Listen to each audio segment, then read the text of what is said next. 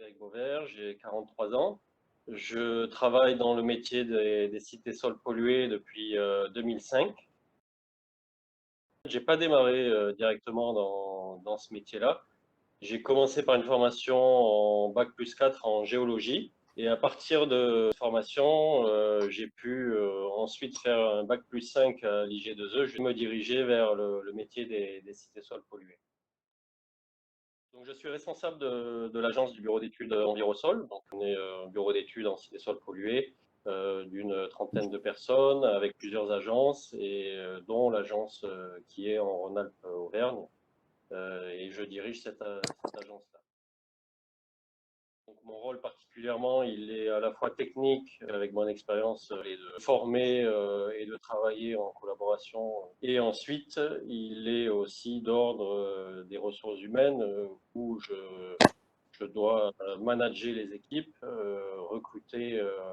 Donc, en tant que chef d'agence, j'ai la partie technique et la partie ressources humaines management. Il y a une partie aussi commerciale, puisque quand on va sur le terrain, on rencontre souvent le client et il y a un intérêt à le rencontrer, à se faire connaître. Cela dit, il bénéficie déjà de portefeuille de clientèle que l'on a en amont, que l'on amène entre guillemets avec soi au moment où on change d'entreprise, quoi, en fait. Et après, il y a la clientèle que l'on prospecte. Donc, ce sont typiquement des clients qui ont un besoin dans le domaine dans notre domaine de compétences, spécifiquement une action de prospecter de manière commerciale ce type de clientèle. Aujourd'hui, le portefeuille de clients que l'on a est suffisant pour développer l'agence. Étant donné que l'agence n'a que 2 ans, il faut déjà arriver à organiser les moyens, organiser l'agence elle-même pour pouvoir aller plus loin à moyen terme. Personnellement, il est de 70% sur la technique et 30% management, mais cela dépend de la taille du bureau d'études. Plus il va y avoir de personnel, moins moi, à mon niveau, je vais devoir intervenir sur le terrain.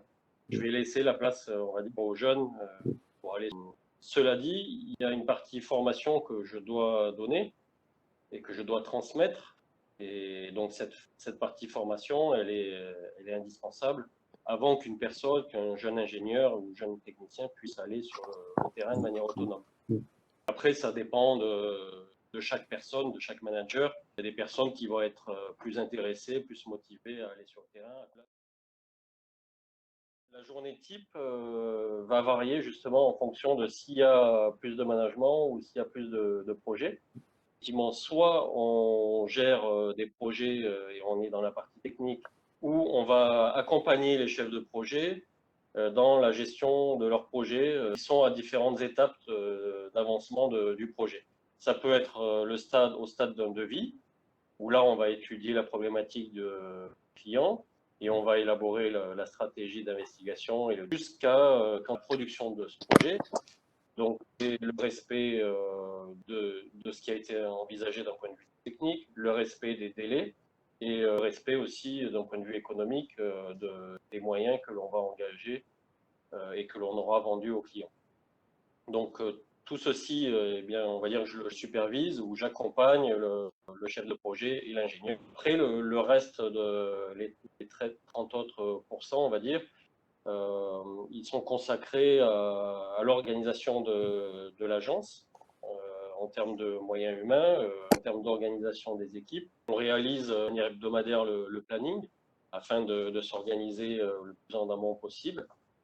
On réalise des investigations sur les différents milieux, donc les sols, l'eau, l'air. On a nos moyens de prélèvement de sol, prélèvement d'air et prélèvement d'eau également. Des sites et sols pollués basés à la fois sur des connaissances en géologie, en hydrogéologie, puisqu'on va étudier principalement les sols, également en chimie, puisqu'on a besoin de réaliser des analyses des substances polluantes. La partie qui est importante pour nous, c'est quand même, étant donné que c'est un métier de terrain, il faut être en capacité plusieurs jours par semaine de travailler dehors, en extérieur, dans des milieux parfois contraignants, peu accueillants, puisqu'on travaille sur des friches polluées, sur des sites industriels, une partie terrain, une partie en bureau. Et après, des qualités de travail en équipe, puisqu'on n'est jamais seul à travailler sur un projet. Donc, les qualités de travail en équipe, de coordination, d'organisation, d'écoute, de communication, d'échange. Et je dirais que la meilleure des réponses, c'est quand même d'écouter, justement, d'être à l'écoute et de réfléchir et de s'adapter. Alors, cela dépend effectivement de l'organisation globale de l'entreprise. L'idéal est de travailler dans les 200 km, je dirais, autour de Lyon. Maintenant, effectivement, les chantiers à distance sont à prendre en compte. Ce temps de trajet, de déplacement est très important dans notre métier. Et c'est quelque chose à prendre en compte.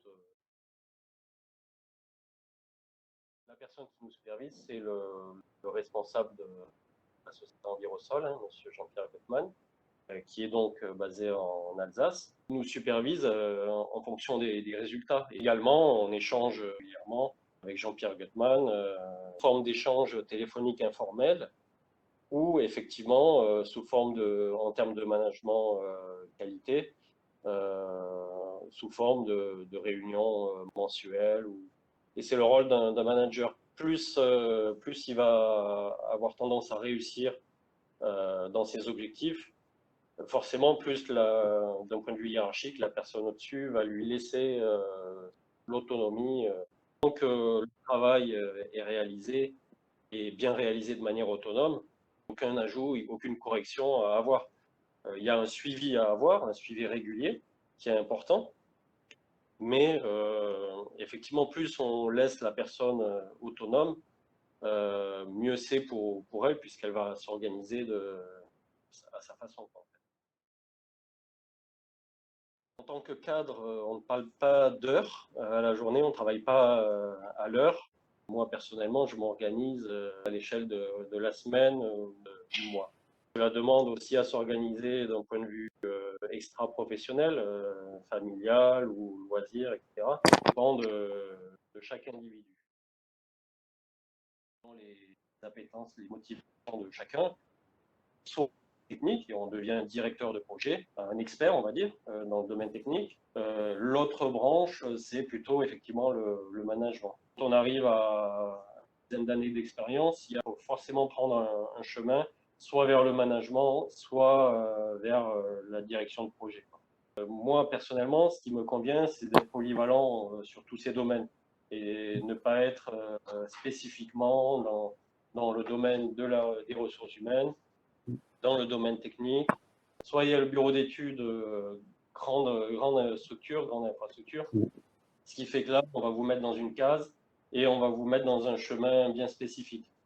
Soit il y a le chemin des petites structures, il va y avoir un rôle polyvalent. Et moi, aujourd'hui, c'est quelque chose qui me convient très bien. Effectivement, la partie sécurité est très importante dans notre métier.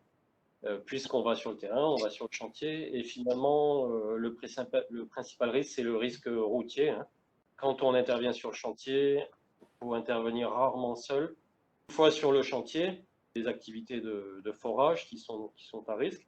En amont de tout cela, nous, ça s'appelle une évaluation des risques professionnels, VRP. Dans d'autres, ça peut s'appeler un plan de prévention des risques ou autre. Mais en tout cas, c'est une étape indispensable avant intervention et qui est à réaliser en relation avec le client. Après, vous avez d'autres risques. Vous avez les risques psychosociaux avec la pression potentielle qu'il y a de délai de rendu des affaires, la pression qu'un client nous met et la pression que nous nous mettons, nous, à garantir la qualité et les délais aux clients. Ce qui me motive, c'est gagner son salaire pour pouvoir faire perdurer notre métier. Donc c'est quand même la base de l'objectif d'un travail. C'est ce qui me motive au quotidien, de voir progresser les jeunes arrivants, pour ceux qui sont déjà arrivés, qui sont expérimentés, de bien travailler ensemble en coordination. C'est ce qui m'importe le plus aujourd'hui. Et au final, c'est quand même rendre service à un client, faire en sorte que le client soit satisfait du travail rendu.